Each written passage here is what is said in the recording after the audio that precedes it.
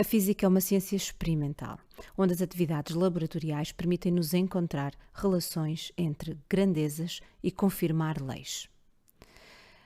Primeiro, temos que minimizar alguns erros que são cometidos na medição de uma grandeza.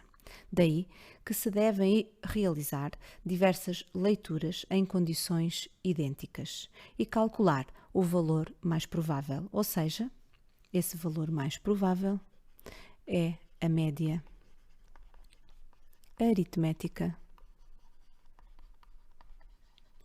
dos valores das medições.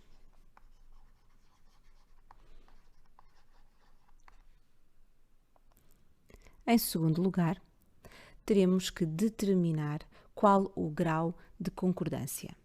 Para tal, a incerteza absoluta indica-nos esse grau de concordância entre os valores da grandeza medida e é calculado como o módulo do desvio máximo de um conjunto de medições, ou seja, a incerteza absoluta vai ser igual ao maior desvio de cada uma das medições relativamente ao valor médio, portanto, ao valor mais provável determinado. Este valor vai nos dar um intervalo de confiança centrado no valor médio de uma grandeza. Ora, quanto menor for este valor, mais precisa ou mais precisa foram as nossas medições. Desta forma, o resultado de uma medição X deve ser apresentado como o valor mais provável, mais ou menos a incerteza absoluta, não esquecendo a unidade. Ao longo do estudo da física, a interpretação das medições efetuadas passa pela representação gráfica, ou seja, um gráfico de dispersão, como estes dois que aqui temos representados. Ao observar estes gráficos, verificamos que há uma correlação no gráfico da direita, ou seja, há uma dependência entre as duas variáveis. Ora, este processo vai nos permitir encontrar uma relação entre variáveis, facilitando a determinação de leis físicas.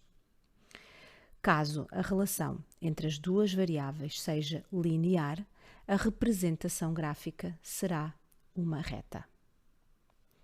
Uma reta como esta, em que a equação da reta será y igual a ax mais b, em que a será o valor do declive da reta e em que b será a ordenada do ponto de interseção da reta com o eixo das ordenadas. Ora, podemos determinar o declive como a razão entre a variação do valor da ordenada e a variação do valor da abscissa. Vamos agora aplicar a uma situação concreta. Esta foi uma atividade experimental realizada em laboratório em que vamos investigar como é que a energia cinética varia ao longo do movimento de um carrinho num plano inclinado. Vamos então verificar qual a relação que existe entre a energia cinética e a distância percorrida pelo carrinho. A primeira coisa é determinar esta energia cinética a uma determinada distância d, portanto temos aqui a nossa variável distância no eixo das abscissas e a nossa variável energia cinética no eixo das ordenadas. Vamos então realizar estas medições, várias medições para a mesma distância, como é possível verificar aqui, e depois determinamos o valor mais provável. De seguida, realizamos as mesmas medições para uma outra distância, d2, o mesmo para a distância d3 e assim sucessivamente, calculando depois sempre o valor mais provável desse conjunto. De seguida temos então, neste caso, 1, 2, 3, 4, 5, 6, 7 pontos em que vamos ter uma energia cinética a corresponder a uma distância que foi percorrida.